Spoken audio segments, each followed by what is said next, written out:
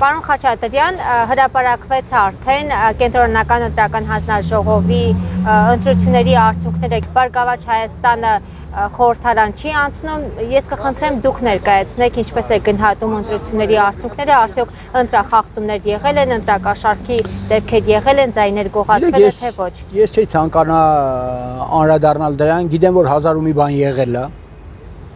բայց որ ընտրությունները անվիճելիորեն անազատ են անցել, որովհետև աննախադեպ ձերբակալությունների զանգվածա տեղի ունեցել ընտրությունների օրը, դա անվիճելի է, հետևաբար եթե անազատ ուրեմն անարդարացի ընտրություններ են եղել։ Նա հնարավոր չի դրանք իրարից զատել։ Եթե անազատ են, ուրեմն անարդարացի են։ Դա շատ ծանր երևույթ է, եւ երևի թե մեր իշխանություններն էլ մի քիչ խորը չեն մտածում կամ չեն հիշում, թե ինչ եղավ 1996 թվից հետո, երբ որ դու արտ երկրի ձեռքը տալիս ես այդպիսի հաղթակարդ։ Այսինքն որ ձեր մոտ տեղի են ունեցել ընտրություններ, որոնք եղել են անազատ, հետեւաբար եւ անարդար,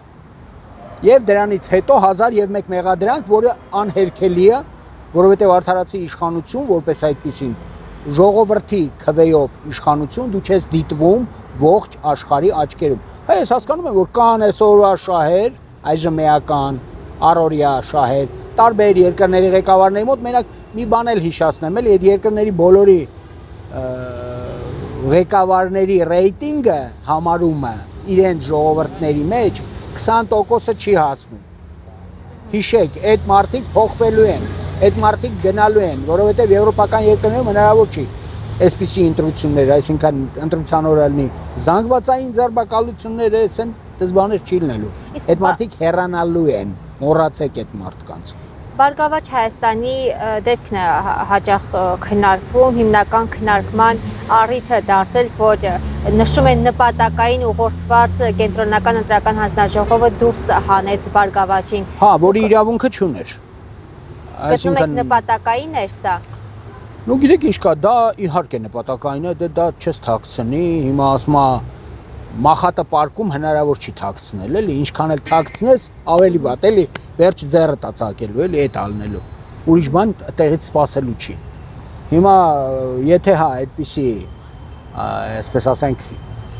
վերևից իջեցված հրամաններ են եղել, դա եւս որևէ կերպ Հայաստանի համաշխարհային կայունությանը, որի կարիքը այսօր ունենք, որովհետեւ հանգարց չմտածեմ, որ այնտեղ խաղաղությունը հաստատվել է արդեն Պարսկաստան, Ամերիկա, Իսրայել հարաբերություն, դες բան գոյություն չունի։ Իսրայելի կենսական շահերը չեն ենթադրում, որ դա կարող է ալնել։ Շարունակվելու է դա։ Մենք հայտնվելու ենք այդ տուրբուլենտության գոտում միևնույն է։ Եվ այստեղից դուրս կարող է գալ միայն արդարացի միասնական Հայաստանը։ Հայ ժողովուրդն է դուրս գալու այդ իրավիճակից։ Եթե մենք նորից գնացինք այս պառակտումների, այս թշնամանքի ավելացման, այս հնարավոր անհասկանալի ուժագծերի մեկը մյուսի դեմ ուղղելու սովորույթի շրջանակում ոչ մի լավ բան չեմ սպասում ես դրանից։ Դուք եւս նշեցիք, որ հեռանալու են իշխանապողությունը անխուսափելի է։ Հիմա դրա համար, իշխանապողության համար դուք ինչ եք առաջարկում, ինչ պետք է անի ընդդիմությունը։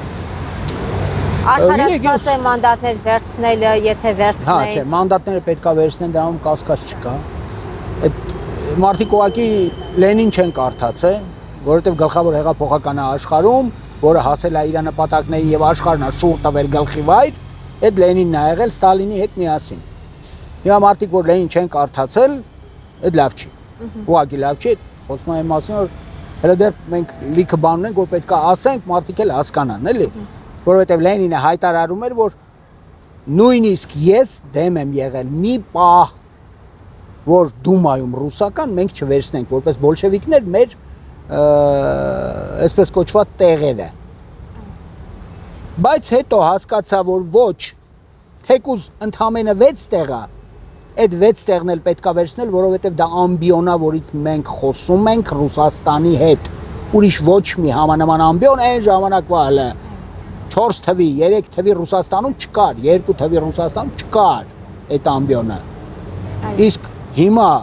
այդ ամբիոնը կորցնել զարգացումները բացարձակապես դարձնել դեստրուկտիվ ազգային ժողովի ներսում,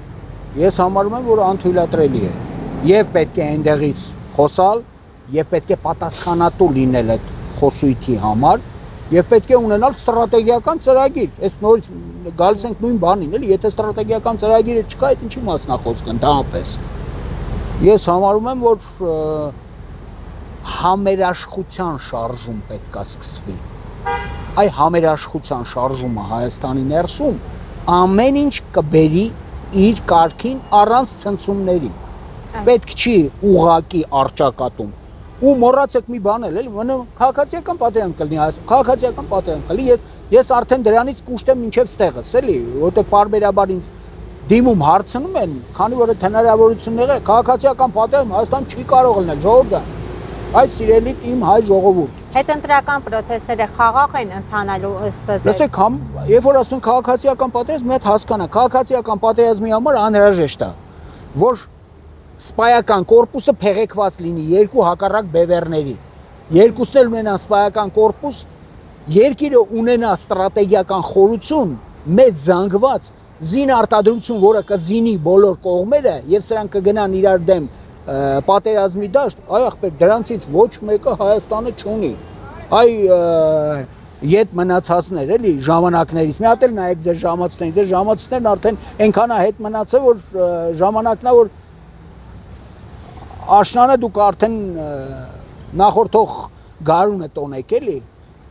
այդքան հետ եք մնացել։ Ինչ քաղաքացիական պատերազմ, հայ դեմ ինչ քաղաքացիական պատերազմ։ Չկա դրա ոչ մի հիմք, դրանից չկա, որ գնա քաղաքացի։ Կարող են լինել ինչ-որ բախումներ լոկալ, բայց ոչ քաղաքացիական պատերազմ, որը վախացնում են։ Քաղաքացիական պայմանագիրը կշարունակի եւս 5 տարի իշխող ուժ լինել, թե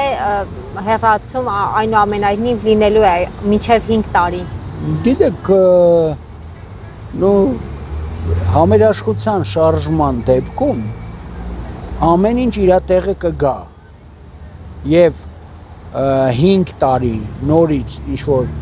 դեստրուկցիայով, որը մենք տեսնում ենք, էլի, չի կարելի շարունակելը, որովհետև եթե էլի սենց Երևանի պատկերը աղավաղվելու է, երևանցիներին խորհրդատրվելու, Երևանից դուրս գալ, որ կարողանան իրանց տների վարձերը մուծեն,